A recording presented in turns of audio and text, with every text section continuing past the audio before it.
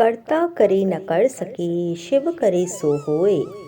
तीनों लोक नौखंड में शिव से बड़ा न कोई। नमस्कार दोस्तों, आज मैं आपको सुनाने वाली हूँ शिव भक्त चिड़िया की 3 बहुत ही अद्भुत कहानियाँ। दोस्तों, हम सब जानते हैं भगवान शंकर एकमात्र ऐसे देवता हैं जो बहुत जल्द ही प्रसन्न हो जाते हैं और उनके पूजा पाठ में किसी भी प्रकार के कोई भी विशेष नियम नहीं है।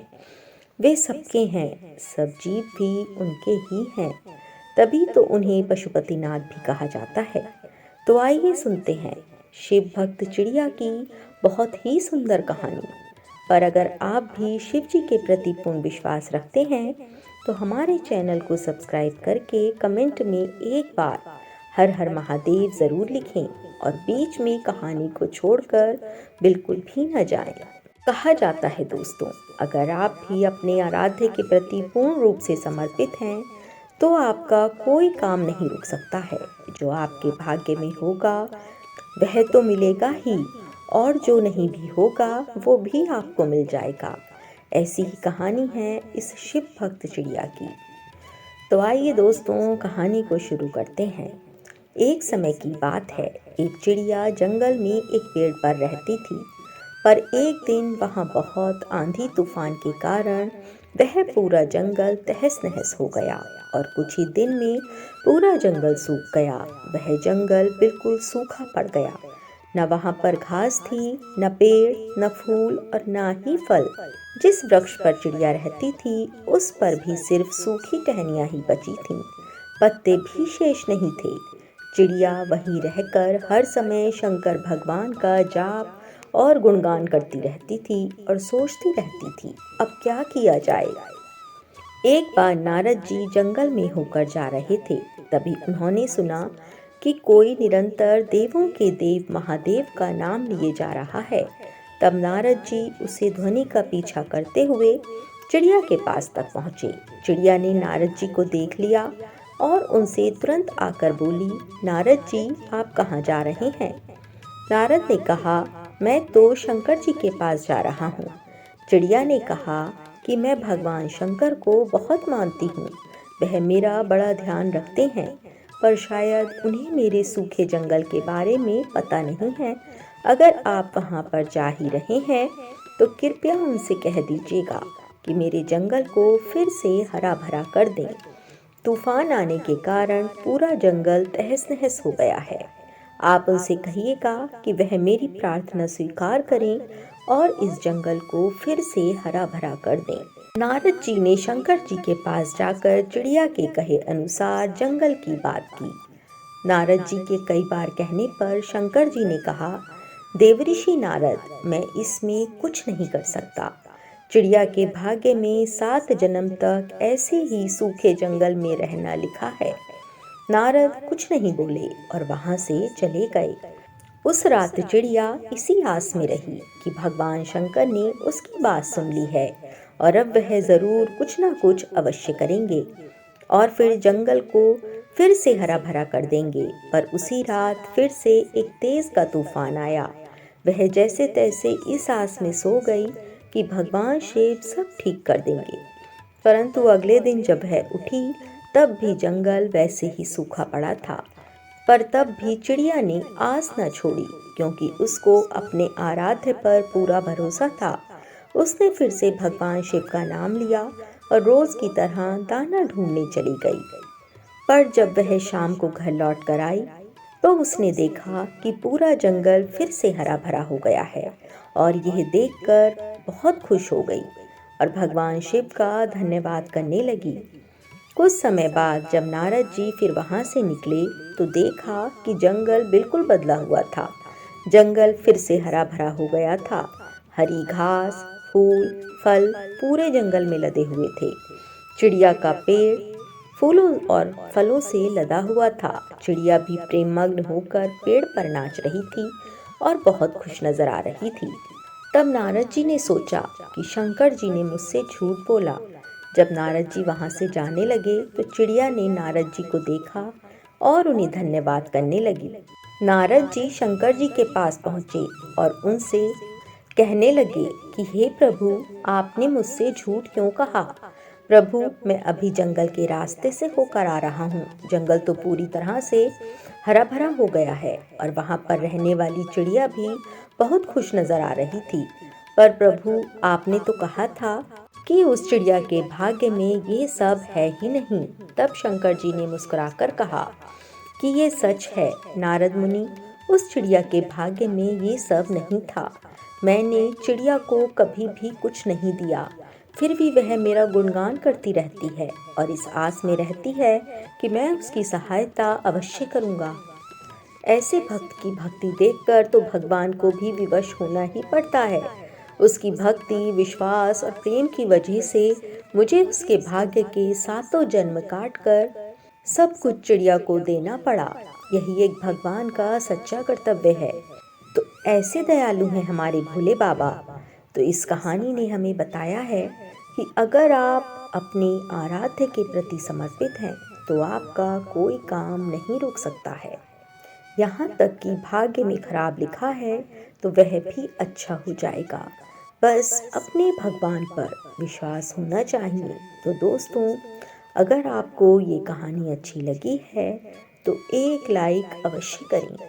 अब आइए सुनते हैं दूसरी कहानी, जो कि बहुत ही रोचक कहानी है। ये भी एक शिव भक्त चिड़िया की कहानी है, तो इसे भी अंत तक अवश्य सुनें। एक बार की बात है, एक नन्ही सी चिड़िया अपने घोंसले में दो छोटे छोटे बच्चों के साथ रहा करती थी। एक दिन जब वह चिड़िया अपने बच्चों के लिए दाना लेकर आई तो उसके बच्चे बहुत खुश हुए। एक बच्चे ने कहा, माँ, बहुत भूख लग रही है, पहले मेरे मुंह में दाना डाल दो। ये सुनकर दूसरा बच्चा कहने लगा, नहीं माँ, पहले मेरे मुंह में दाना डालो, मुझे भी बहुत भूख लग रही है। चिड़िया ने दोनों के मुंह में एक साथ दाने डाल दिए। उसके बाद चिड़िया ने कहा, यहाँ की पूरी फसल तो कट चुकी है, अब मुझे दाना चुगने दूर किसी दूसरे गांव में जाना पड़ेगा। मैं कुछ दाने घोंसले में रख दूंगी, तुम थोड़े थोड़े खा लेना, मैं एक दिन बाद वापस आ जाऊंगी। ये सुनकर दोनों बच्चे बहुत उदास हो गए, लेकिन खाना भी तो चाहिए था, इसलिए दोनों बच्चे मान गए। अगले दिन चिड़िया दूसरे गांव पहुंच गई। पूरे दिन उड़ने के बाद वह बहुत ज़्यादा थक गई थी, इसलिए वह एक पेड़ पर बैठकर आराम कर रही थी। तभी एक शिकारी ने उसे पकड़ लिया और पिंजरे में बंद करके अपने घर ले गया। घर में उसने अपनी पत्नी जानकी से कहा, जानकी, आज केवल एक चिड़िया ही हाथ लगी है, तू इसे संभाल कर रख, कल इसे बाजार में जाकर बेच देंगे। जानकी को पशु पक्षियों का शिकार करना बिल्कुल भी अच्छा नहीं लगता था। रात में जब वह सो रही थी तो उसके कानों में आवाज सुनाई दी। बाहर आकर उसने देखा तो वह चिड़िया शिव शिव नाम का जाप कर रही थी। जानकी पिंजरे के पास गई। उसने चिड़िया से पूछा तो चिड़िया ने कहा, मेरे दो छोटे छोटे बच्चे हैं जो दूर जंगल में अकेले हैं, मैं तो उनके लिए दाना लेने निकली थी। अगर मैं कल तक नहीं पहुंची तो वे दोनों भूख से मर जाएंगे, इसलिए मैं भगवान शिव को याद कर रही हूँ। वे आकर या तो मुझे यहाँ से आज़ाद कर दें या तो मेरे बच्चों को दाना दे दें।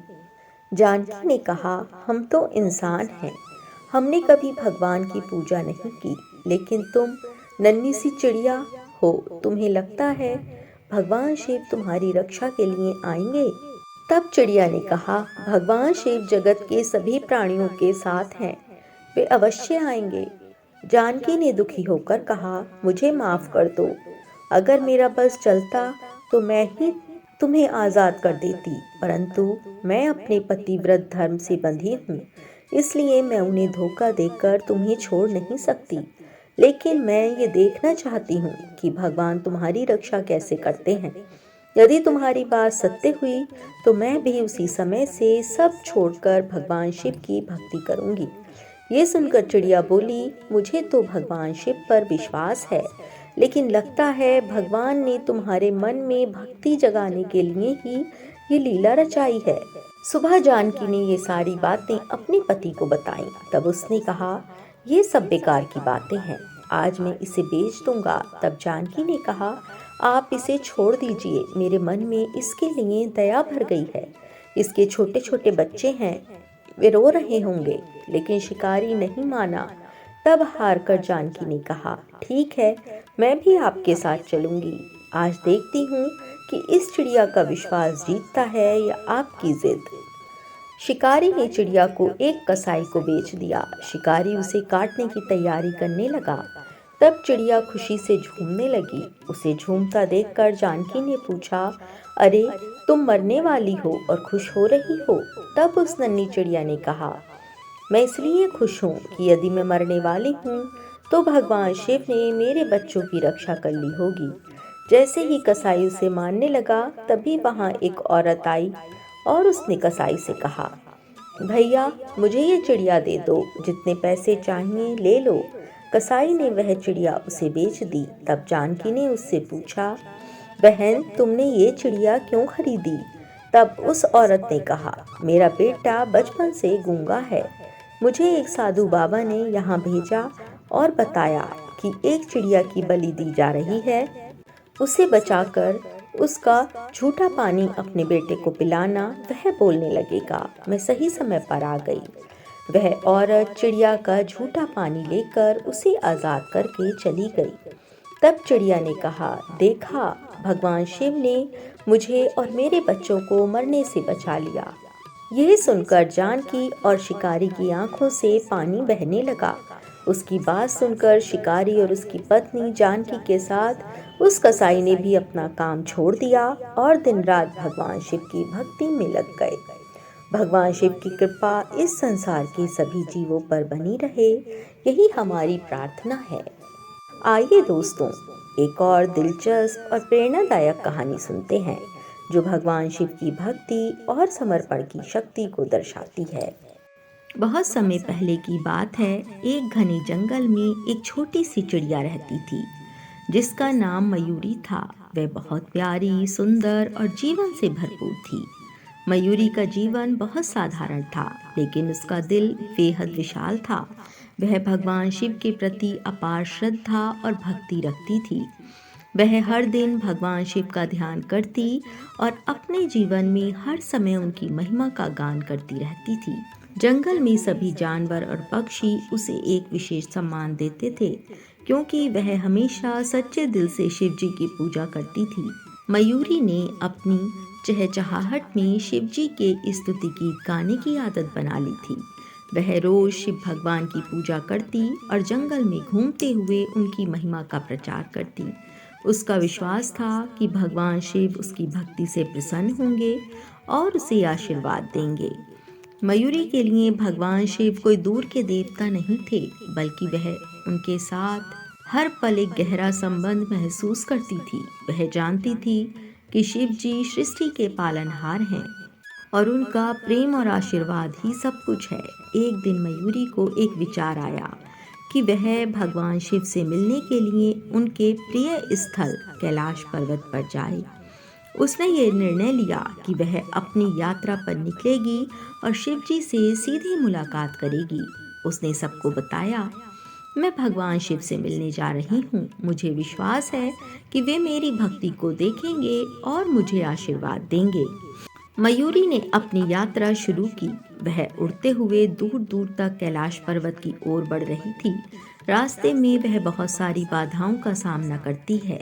तेज बारिश, तूफान और पहाड़ी रास्तों की कठिनाइयाँ उसे परेशान करती हैं, लेकिन मयूरी अपने इरादे से डिगती नहीं है। उसका विश्वास और भक्ति उसे हर कठिनाई पार करवा देती है। हर बार जब मयूरी थककर रुकती, वह भगवान शिव का नाम लेकर फिर से उड़ान भरने की ताकत जुटाती। ओम नमः शिवाय, ओम नमः शिवाय, ओम नमः शिवाय। वह हमेशा ये मंत्र जपते हुए उड़ान भरती और शिव जी से अपनी सहायता की प्रार्थना करती। बहुत दिनों की कठिन यात्रा के बाद मयूरी कैलाश पर्वत पर पहुंची। उसकी आंखों में एक दिव्य चमक थी और उसका दिल भक्ति से पूर्ण था। वह भगवान शिव के सामने खड़ी होकर बोली, हे महादेव, मैंने तुम्हारे दर पर आने के लिए बहुत कठिन यात्रा की है, क्योंकि मेरा दिल तुम्हारी भक्ति से भरा हुआ है। कृपया मुझे आशीर्वाद दो। शिव जी जो हर जगह होते हैं और सब कुछ जानते हैं, मयूरी की भक्ति को देखकर बहुत प्रसन्न हुए। वह अपनी समृद्ध और सौम्य आवाज में बोले, मयूरी, तुम्हारी भक्ति सच्ची है और तुम्हारे प्रयास प्रशंसा के योग्य हैं। तुम्हारा प्रेम मुझे बहुत प्रिय है। तुम्हारे मन की पवित्रता और सच्चाई को देखकर मैं तुम्हें आशीर्वाद देता हूँ। भगवान शिव ने मयूरी को अपनी दिव्य शक्ति और आशीर्वाद दिया। मयूरी ने भगवान शिव से पूछा, हे महादेव, क्या आप मुझे जीवन में सफल होने के लिए कोई विशेष शिक्षा दे सकते हैं? शिव जी मुस्कुराए और बोले, तुम्हारी भक्ति ही तुम्हारा सबसे बड़ा आशीर्वाद है।